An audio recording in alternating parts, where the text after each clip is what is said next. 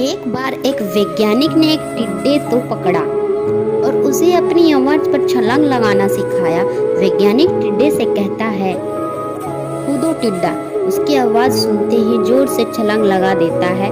अब वह वैज्ञानिक था तो प्रयोग करना बनता ही था। उन्होंने टिड्डे की छलांग पर प्रयास किया। वैज्ञानिक ने उसकी एक टांग तोड़ दी और फिर बोला, कूदो अब टिड्डे। की छलांग की दूरी कम हो गई। वैज्ञानिक ने उसकी दूसरी टांग भी तोड़ दी और बोला, कूदो टिड्डे। की छलांग और कम हो गई। अब तोड़ी गई उसकी तीसरी टांग, फिर छलांग की दूरी कम हो गई। एक एक करके बेचारे टिड्डे की सारी टांग तोड़ दी गई। अब आखिरी टांग टूटने पर जब उससे कहा गया कूदो तो वह हिल भी नहीं पाया।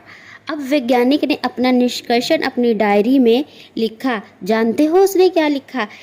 जब टिड्डे की एक टांग तोड़ी गई तो वह थोड़ा बहरा हो गया। जब उसकी दूसरी टांग तोड़ी गई तो वो और बहरा हो गया।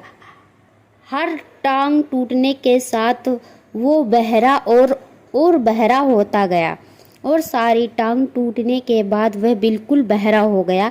जब जोर जोर से चिल्लाने लगा और उस पर से कोई असर नहीं हुआ। वो तो अपनी जगह से हिला तक नहीं, छलांग लगाना तो दूर की बात थी। इस कहानी को सुनकर सभी को ऐसा ही लग रहा है ना कि क्या मूर्ख वैज्ञानिक था, इतनी सीधी सी बात उसे समझ में नहीं आई। या कुछ लोग ये भी सोच रहे होंगे कि ये तो किसी बच्चे को भी पता है कि टिड्डे की छलांग उसके टांग टूटने की वजह से कम होती जा रही थी, ना कि वह बहरा हो गया था। दोस्तों, हम सभी जीवन में कई बार ऐसे मूर्ख बन जाते हैं। कई बार जीवन में दो घटनाएं एक साथ ऐसे घटती है कि उनका एक दूसरे से कोई संबंध होता ही नहीं, फिर भी ऐसा लगता है कि गहरा संबंध है। कभी कभी दिखता कुछ और है लेकिन समझ कुछ और आता है और वास्तव में होता कुछ और है। इसीलिए अगर पछताना नहीं है तो जीवन में जल्दबाजी में कोई निर्णय ना लें।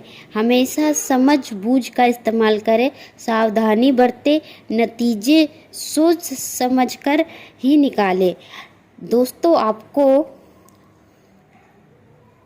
आपको मोटिवेशन की आग पर ये छोटी छोटी कहानियाँ और सीख कैसी लग रही है, कमेंट में करके ज़रूर बताना। Thank you.